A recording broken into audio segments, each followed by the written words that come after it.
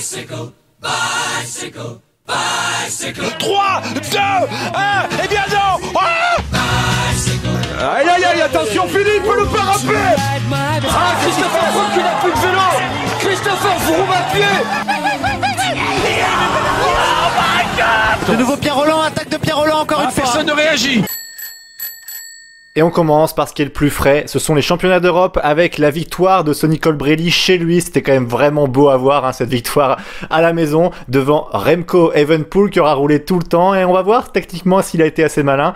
Et troisième place pour Benoît Cosnefroy qui est décidément très en forme cette saison après sa victoire sur la Bretagne classique devant Alaphilippe et Pogacar. Là il fait troisième, médaille de bronze. Alors Guillaume, déjà dans un premier temps, parlons de la victoire de Sonny Colbrelli. Il faisait partie des favoris. Au final, il a régalé parce qu'il était très bon tactiquement. Au sprint avec Evenepoel, il n'y avait pas photo. Franchement, il a très bien couru et l'équipe d'Italie, globalement, a été forte. Ah ouais, c'était même le favori, j'ai envie de te dire, François Pierre, quand même, parce que Colbrelli restait sur une victoire sur le Tour du Benelux. En plus, il avait vraiment fait une grosse perf sur le Tour du Benelux. Et le Tour du Benelux, c'était sa course de reprise après le Tour de France.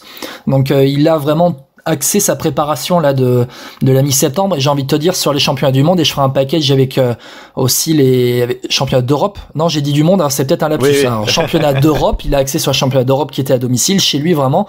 Et les championnats du monde qui arrivent 2 semaines plus tard, plus Paris-Roubaix qui arrivera après, on verra s'il le fera, s'il sera performant dessus. Mais pour rester sur les Europes, franchement, c'était vraiment le grand favori. Il était chez lui devant son public. Quand tu vois la joie qu'il a à l'arrivée, franchement, c'était vraiment, on se croirait dans un stade de foot, quoi. C'était avec les tifosi.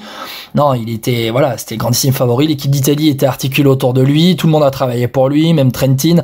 Franchement, sa perf, François Pierre, franchement, dans la dernière bosse, quand il suit Evenepoel, tu te dis, là, c'est bon, il est imbattable, quoi. Bah, en fait, quand tu vois Cosnefroy qui lâche à 12 km de l'arrivée, bon, là, c'est panne de jambes, hein, c'est la fameuse panne de jambes, il s'arrête totalement. Extinction des feux, ouais. C'est ça. Quand on voit les montées qui sont encore en plus derrière, je me suis dit, c'est vrai que Colbrelli, il tient vraiment au courage, hein. Là, c'est clairement du courage parce que on sentait que ça pouvait craquer, mais il remettait un peu du braquet, il poussait avec les bras, c'était vraiment intéressant à voir. Et puis Colbrelli, c'est là où il y a le fameux dépassement de fonction, parce que je pense que physiquement, il y a des moments où il doit craquer, en fait. Mais parce que il y a cette arrivée en sprint, et il sait qu'il est plus fort qu'Evenepoel, il tient, et c'est vraiment passionnant de voir ça. Juste par rapport à la course, hein, pour ceux qui n'auraient pas vu. Juste, François Pierre, parce que j'ai quand même le chiffre du dénivelé sous les yeux. On était à plus de 3400 mètres de dénivelé sur la course. Ouais, je te rappelle que Colbrelli, ça lui fait pas très peur, parce qu'au Tour de France, il fait pas une échappée là où c'est O'Connor qui gagne, je crois. Colbrelli fait pas troisième dans cette échappée. Il fait deuxième à Saint-Gaudens. Ah, deuxième, ouais, c'est ça, voilà. Donc, deuxième à Saint-Gaudens, quand c'est Conrad qui gagne. Ah, c'est Conrad, voilà. Pardon, ok. Ouais. Mais oui, mais je suis bête, il fait troisième à Tignes, forcément, quand c'est O'Connor qui gagne à Tignes, ouais. Mais oui, Colbrelli, ça lui fait pas peur de grimper, il sait faire en plus. Voilà, c'est ça. Et juste pour ceux qui n'ont pas vu, hein, la course, bon, pour résumer, c'est une course qui a été vraiment en mouvement, hein. Il n'y avait pas de grandissime favori, alors à part Colbrelli, on peut le dire, mais je veux dire, Van Der Poel a tenté des attaques, Van Der Poel, pardon, j'ai une bêtise. Je suis déjà au mon Dieu à Roubaix. Ah, t'es chaud patate. Non, Pogacar qui était dans un groupe de 9 notamment, il y avait évidemment Colbrelli, Evenepoel, Cosnefroy, il y a eu Romain Bardet qui a craqué assez vite aussi, ce groupe de 9 qui a tenu un petit moment et qui a explosé ensuite pour qu'il ne soit plus que 3, Colbrelli, Evenepoel et Cosnefroy qui craque à 12 km de l'arrivée, et ensuite Colbrelli qui remporte le sprint. Quand on voit un petit peu cette course, est-ce qu'il y a une déception pour les Français, parce qu'on fait troisième quand même avec Cosnefroy, on rappelle que Romain Bardet aussi a fait une belle course, Thibaut Pinot lui il n'a pas terminé, mais il a bien travaillé pour Benoît Cosnefroy, ou en tout cas celui qui était le plus fort. Ça a suivi les attaques, même Franck Bonamour, c'était plutôt intéressant à voir. Moi en tout cas elle m'a fait plaisir, cette équipe de France, parce que elle s'est battue avec ses armes. Je sais pas ce que t'en penses, Guillaume. Mais quand tu parles de course de mouvement, en fait la course de mouvement elle est due juste au comportement de l'équipe de France qui a c'est parti dès le départ. C'est tout simplement parti dès le départ avec les attaques de Bardet, de Pinot. Enfin, ça a vraiment été une course énorme de la part des Français. Et en fait, c'est ça aussi, c'est que c'est un peu le tempérament de Thomas Vauclair. On avait eu l'habitude d'avoir Thomas Vauclair avec Julien Alaphilippe dans son équipe, mais comment l'équipe de France pouvait se comporter sans Julien Alaphilippe? Mais on a la réponse, c'est-à-dire que quitte à ne pas avoir le coureur le plus fort de la course dans notre équipe, ou l'un des grandissimes favoris de la course, on y va, on n'a rien à perdre, on fait péter toute la course, et c'est ce qui s'est passé pour l'équipe de France. Et au final, Cosnefroy, j'ai envie de te dire qu'il a sa place, et même j'ai envie de te dire il est même un peu mieux, parce que le vrai leader de l'équipe de France course, c'était Cosnefroy par rapport à sa forme des dernières semaines, des derniers jours. Et devant lui, il a juste deux monstres, enfin, Colbrelli qui était le grandissime favori, on en avait parlé, et puis Evenepoel qui avait fait un peu peur sur le Tour du Benelux, mais on avait bien vu sur le contre-la-montre des Europes où il fait podium, que il était là, il était vraiment en forme. Et il termine devant des mecs comme Trentin, Pogačar, Hirschi, enfin, c'est vraiment costaud, quoi. Après Pogačar, on sent qu'il est pas vraiment prêt physiquement, depuis Tour de France, c'est un peu roue libre, il disait même dans une interview que la plage c'était pas forcément bon pour lui visiblement parce qu'après ses vacances il a du mal à revenir. Bon après c'est normal. Il fait troisième des Jeux Olympiques. Hein. Bon après il a enchaîné Tour de France, Jeux Olympiques, mais c'est vrai que depuis après c'est un peu plus compliqué pour lui. Alors on a vu aussi une image qui était assez marquante à l'arrivée, Remco Evenepoel qui fait un bras d'honneur. Alors on voit pas vraiment à qui c'est parce qu'il est au sol à ce moment-là. Moi je pense que c'est les tifosi, c'est pas vraiment ou alors parce que au final alors il se fait avoir au sprint, il va moins vite, on le sait, Evenepoel au sprint que Colbrelli évidemment. Est-ce que pour toi Evenepoel a bien couru parce que en fait Colbrelli a pas passé les relais tout le temps avec Cosnefroy et Evenepoel, et en plus quand Cosnefroy lâche, Colbrelli il en passe pas un relais avec Evenepoel. Est-ce que Evenepoel aurait dû rouler ou bien attendre Cosnefroy pour dire à Colbrelli si tu veux qu'on gagne ou qu'on aille au sprint roule un petit peu, parce qu'en fait Evenepoel au final il a roulé un peu pour rien, pour une deuxième place quoi. Alors j'ai envie de te dire oui et non. Oui, il aurait pu totalement freiner des quatre fers et attendre que moi ça me fait plaisir s'il attend Cosnefroy que Cosnefroy rentre. Il manque de vis, il est tout jeune encore, Evenepoel, il manque peut-être un peu de vis, mais après la défaite psychologique, elle est au sommet de la dernière bosse à 10 bornes de l'arrivée, parce qu'en fait Evenepoel c'est très bien, et c'était dit dans les commentaires d'Eurosport où je regardais la course, parce que je le dis quand même, j'ai pas pu regarder la course, c'était sur France 3 aussi, je sais pas, parce que c'était sur l'équipe 21. C'est l'équipe 21, d'accord, parce que sur France 3 j'ai eu droit au tournoi des As à Tarbes, donc des petits As, donc j'ai pas pu regarder. Je reviens sur la course. Très juste ce que dit Eurosport, c'est-à-dire que pour Colbrelli comme pour Evenepoel, finalement l'arrivée est au sommet de la dernière bosse, parce qu'une fois que les deux arrivent ensemble au sommet de la dernière bosse, mais Colbrelli, la victoire elle est là. Evenepoel, il le dit en plus après la course, j'ai pas assez de sprint, il me manque que du sprint, enfin réellement c'est ce qu'il dit, il a pas l'expérience, il a pas la puissance. Jackie Durand rappelait que en junior, quand il avait une course, il attaquait dès le départ, ou alors à 100 bornes de l'arrivée, et puis ou à 50 bornes de l'arrivée, il remportait la course. Ça s'est vu. Et puis de toute façon Colbrelli c'est un des meilleurs sprinters au monde, donc contre Evenepoel c'était impossible. Evenepoel, après moi je m'attendais peut-être à un changement de rythme ou une vraie attaque dans la bosse, mais est-ce qu'il a voulu lisser son effort, je sais pas. François-Pierre, je sais pas ce que t'en penses, mais Evenepoel, moi je m'attendais à un changement de rythme dans les pourcentage quoi. Après Evenepoel, j'ai l'impression que depuis sa blessure, est-ce que c'est physique ou pas, mais je dis pas qu'il a perdu du punch, mais il me paraît moins fringant dans ses attaques. Alors c'est facile d'attaquer à 50 km de l'arrivée, il l'a pas refait souvent depuis qu'il est tombé, mais il y a ce côté un peu inattendu, tu sais, personne n'attend que t'attaques à 50 bornes de l'arrivée, sauf quand tu t'appelles Mathieu Van Der Poel et un peu Evenepoel. Mais je trouve que même globalement en montagne il est un peu moins tranchant. En fait, c'est là où tu te rends compte qu'il est humain, quoi. Parce qu'à une époque, il y a genre 2 ans en arrière, on se disait, mais c'est un monstre, ce gars. Ouais, mais c'était pas les mêmes courses. Aussi peut-être, mais quand même le Tour de Burgos, c'était combien de temps l'an passé, ou il y a 2 ans là, où qui remporte haut la main.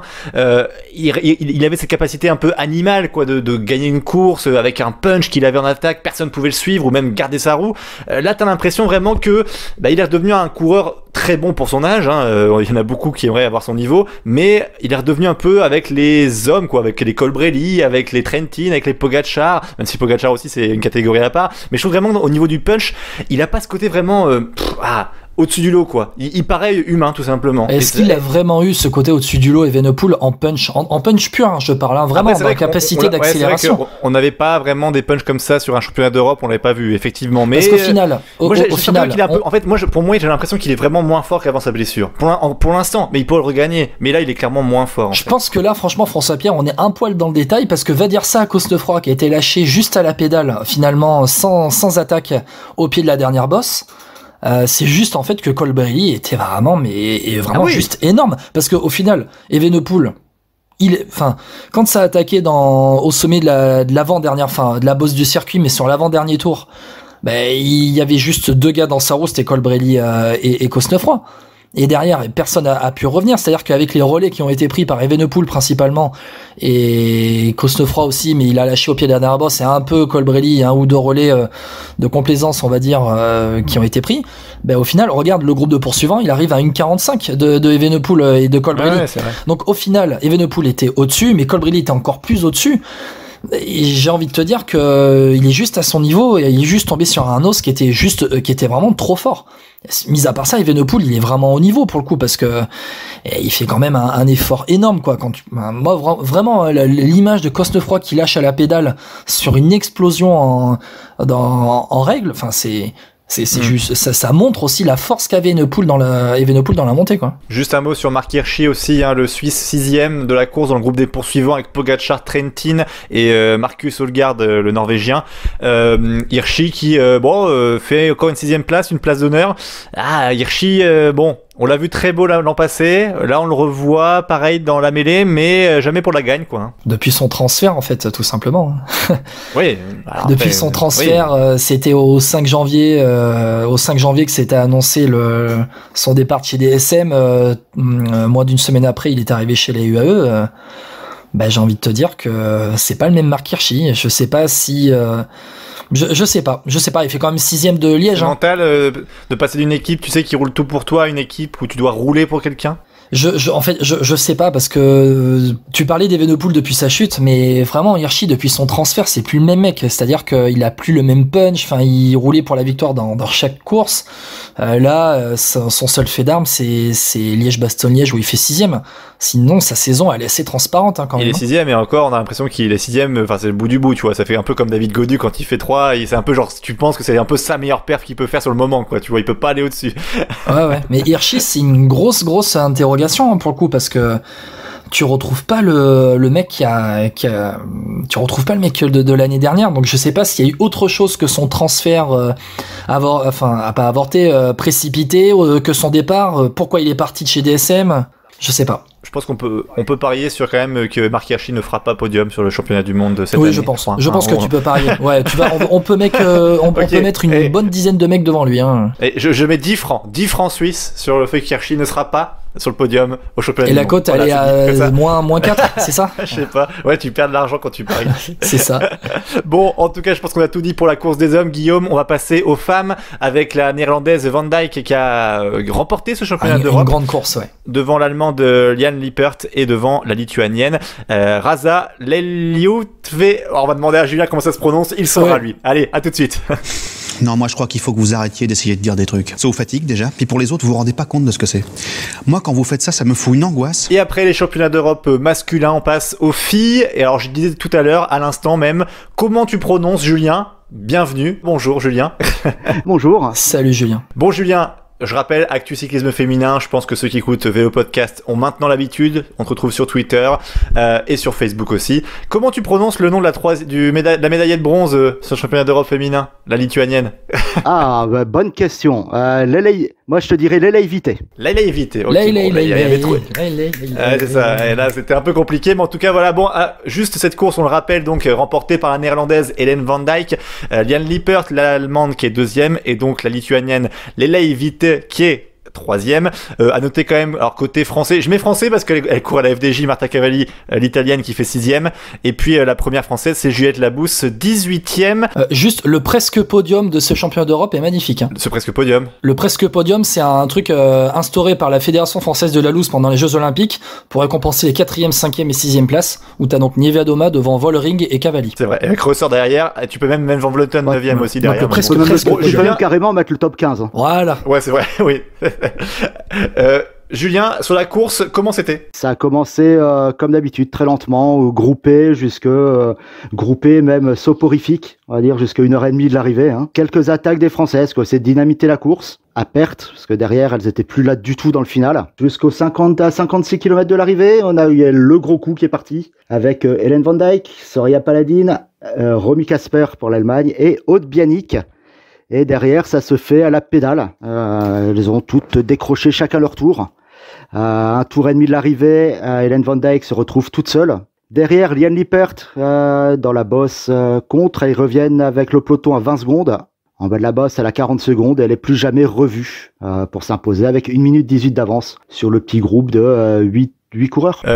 Juste par rapport aux monstres, aux mastodontes, hein, moi je pensais par exemple à une Van Vleuten, même Lotte Kopecky, t'es pas un peu déçu par ces cyclistes-là? Alors Van Vleuten, bizarrement, jouait le jeu d'équipe. Même les Néerlandaises ont joué le jeu d'équipe, qui est plutôt. Bon, elles ont compris la leçon de. Je pense qu'elles des JO, non? Elles ont tiré la leçon, je pense, de Tokyo, et elles avaient enfin leurs oreillettes surtout. Ouais, c'est ça. Ah oui, tu veux dire que sans oreillettes, les Néerlandaises non, non, sur un championnat, elles n'ont pas d'oreillettes, mais je pense qu'elles ont enfin vu l'ardoisier. Elles ont dû voir l'ardoisier et elles ont respecté les consignes. Généralement, quand ça t'arrive une fois, ça t'arrive pas deux fois. Hein. Après, je pense que Van Dijk, à la base, elle était partie juste pour éviter aux Néerlandaises la poursuite. Hein. De toute façon, c'était, je pense, la stratégie.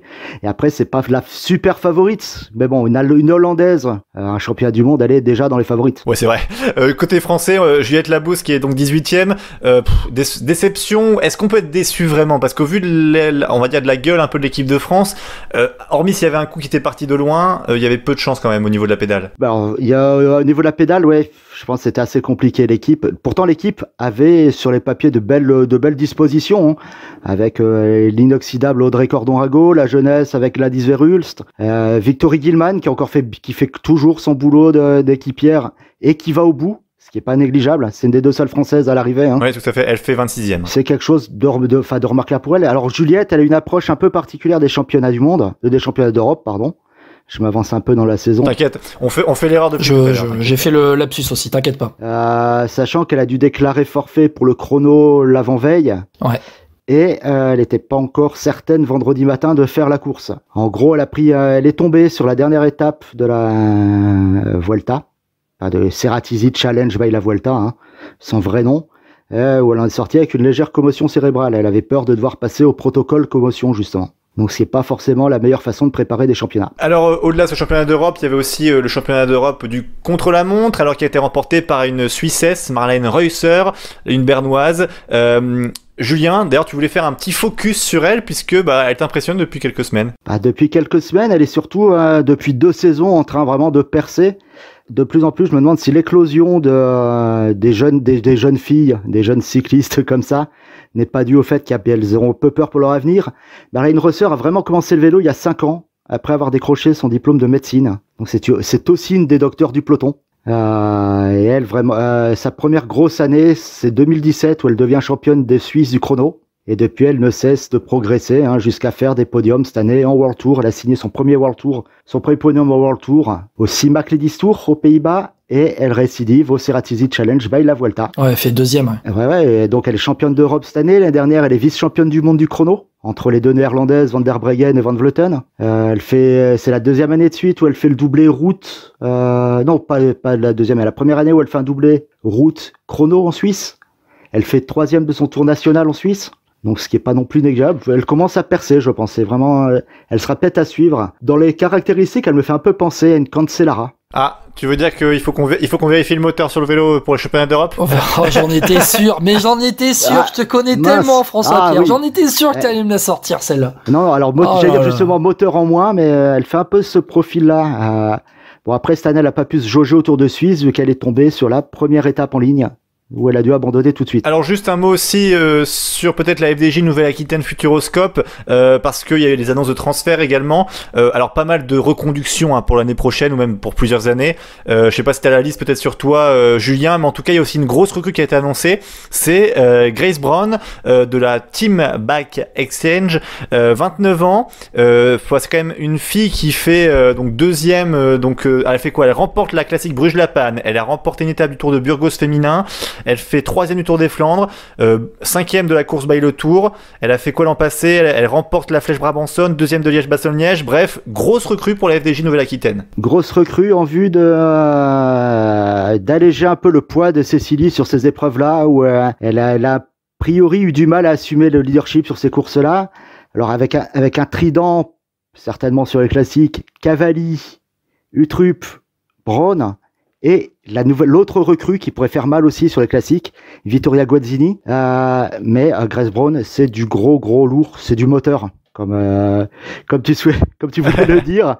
Mais non, il y a des watts et sur les classiques, c'est pas mal. Bon là, sur la fin de saison, on ne la verra plus. Elle ne sera pas à Paris-Roubaix parce qu'elle a eu une opération du genou il y a un petit mois, il me semble. Bah d'ailleurs, on en parlera la semaine prochaine de Paris-Roubaix. Hein. Julien, tu seras avec nous évidemment pour parler de la course féminine, évidemment, pour savoir un peu les favorites et puis ce qu'on en dit de ce premier Paris-Roubaix féminin. Oui, juste, en fait, Stéphane Delcourt, avec ce recrutement, il installe encore un peu plus la FDJ Nouvelle-Aquitaine Futuroscope dans le World Tour.